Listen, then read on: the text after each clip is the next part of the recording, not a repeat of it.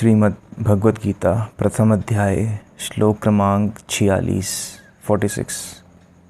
यदि मुझ शस्त्र रहित एवं सामना न करने वाले को शस्त्र हाथ में लिए हुए धृतराष्ट्र के पुत्र रण में मार डालें तो वह मरना भी मेरे लिए अधिक कल्याणकारक होगा। अर्जुन बहुत हतोत्साहित हैं, जैसे कि हमारा मन सदैव एक गहरे बोझ में रहता है, एक पीड़ा कष्ट को सहता है। हाँ, हम अवश्य ही कुछ एक बहाने देना शुरू कर देते हैं कि चूँकि मेरी ज़िंदगी में अभी वो चीज़ सही नहीं है इसलिए मैं दुखी हूँ, क्योंकि अभी थोड़ा व्यापार में नुकसान चल रहा है इसलिए मैं दुखी हूँ, क्योंकि अभी मेरे घर में मेरे जो बच्चे हैं वो अभी इस पद पे नहीं पहुँचे हैं तो मैं दुखी हूँ, मुझे ये बीमारी है तो मैं दुखी हूँ। तो जैसे कि हम अभी स्वयं को जानते नहीं हैं तो खुद को जोड़ लेते हैं शरीर से, और जब हम ऐसा करते हैं तो हमारी जो दशा होती है वो कुछ ऐसी है कि धृतराष्ट्र के पुत्र रण में मार डालें तो वह मरना भी मेरे लिए अधिक कल्याणकारक होगा। धृतराष्ट्र के पुत्र, धृतराष्ट्र अंधेपन का सूचक है, और अंधेपन से तो हम लड़ ही रहे हैं, जिसे अंधकार कहते हैं, अज्ञान कहते हैं, कि हम स्वयं को ना जान पाएं, हम इस गहरे बोध से अछूते रह जाएं। यही है धृतराष्ट्र के पुत्र, अंधेपन से जो उपजता है अज्ञान। रणभूमि क्या है? रणभूमि हमारा मन है, हमारी बुद्धि है। ये जो विचारों की श्रृंखला लगातार चलती रहती है, हम कुछ ना कुछ सोचते रहते हैं। जैसे आपने भी ये चीज़ गौर करी होगी कि आप मान लीजिए रसोई घर में कोई काम कर रहे हैं, यहाँ आप सब्जी को काट रहे होते हैं और यहाँ मन आपको काट रहा होता है, यहाँ बुद्धि आपको काट रही होती है, कुछ चलता रहता है।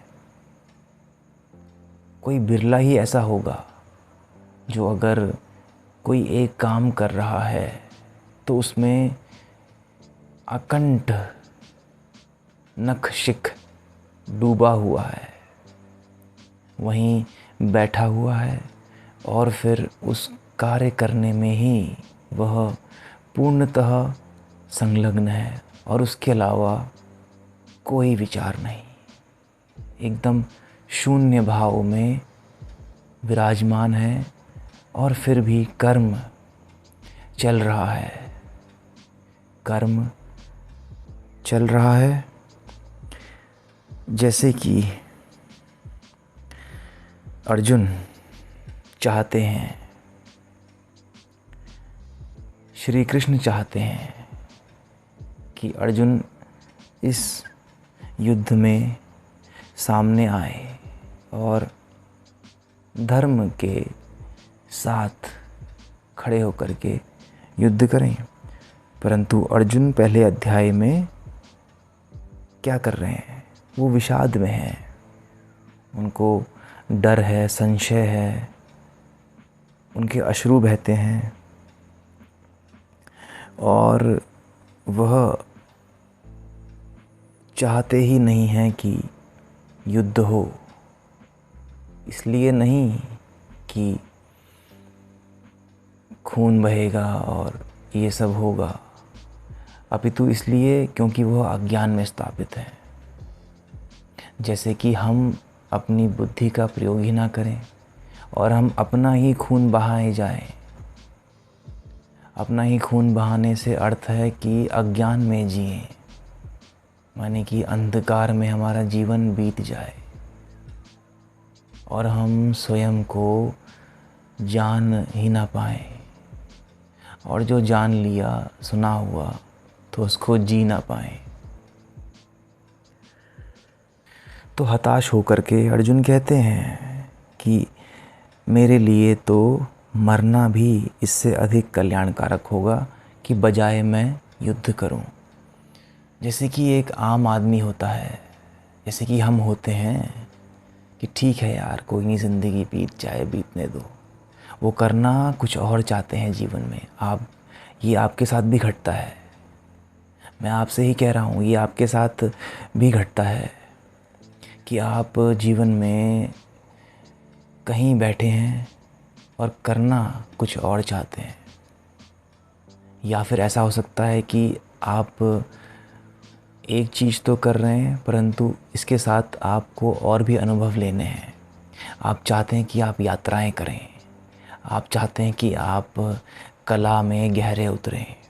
हो सकता है आपको संगीतज्ञ बनना हो सकता है आपको नवनिर्माण करना हो स्वयं का, परंतु आप रुक जाते हैं।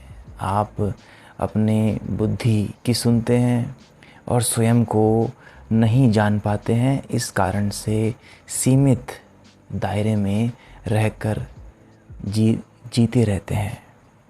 और ये जीना ऐसे ही है जैसे घुट घुट के मरना। हम देखते हैं ना, अधिकतर जो मनुष्य हैं वो धरती पे ऐसे ही जीते हैं। इसीलिए हमारे समाज में आए दिन ऐसी गंदी और क्रूर घटनाएं होती हैं जहाँ पर एक अभद्र तरीके से कोई किसी का रेप करता है, कोई किसी की हत्या करता है, कहीं युद्ध होते हैं, देश के देश आपस में युद्ध किए ही जाते हैं।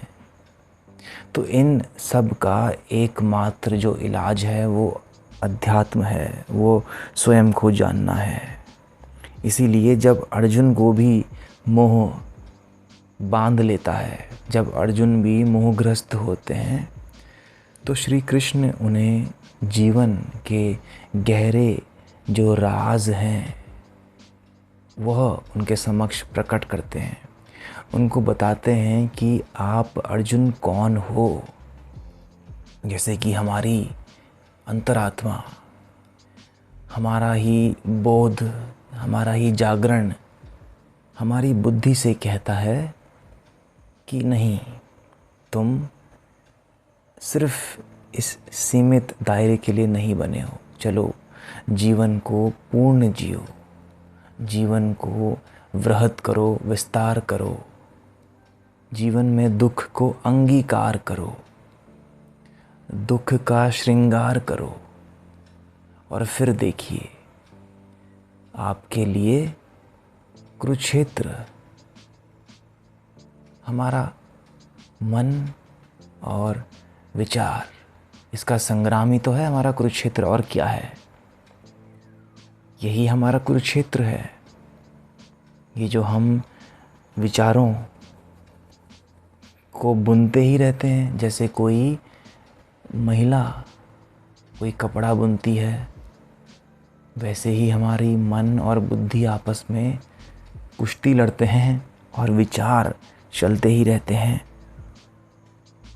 और जब ऐसा होता है तो हम कुंठित और उदासीन, बल्कि उदासीन भी नहीं, उदास हो जाते हैं और जीवन में घुटे घुटे से रहते हैं। वही धृतराष्ट्र के पुत्र हो गए कि स्वयं को नहीं जाना है तो अंधकार से जो अहंकार उपजा है या अज्ञान उपजा है, बस उसी में जी लिए। स्वयं को मन मान लिया, स्वयं को बुद्धि ही जाना, परंतु हमें स्व को जानना है और स्व से ही श्वास में हम स्थापित होते हैं।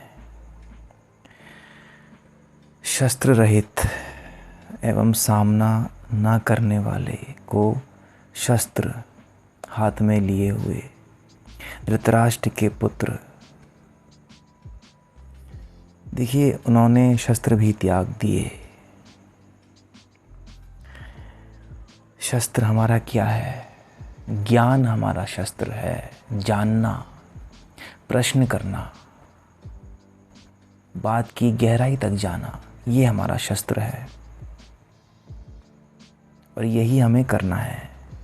हमें प्रश्न करना है, हमें जानना है, हमें कुछ भी सुने हुई बात को स्वीकार नहीं करना है।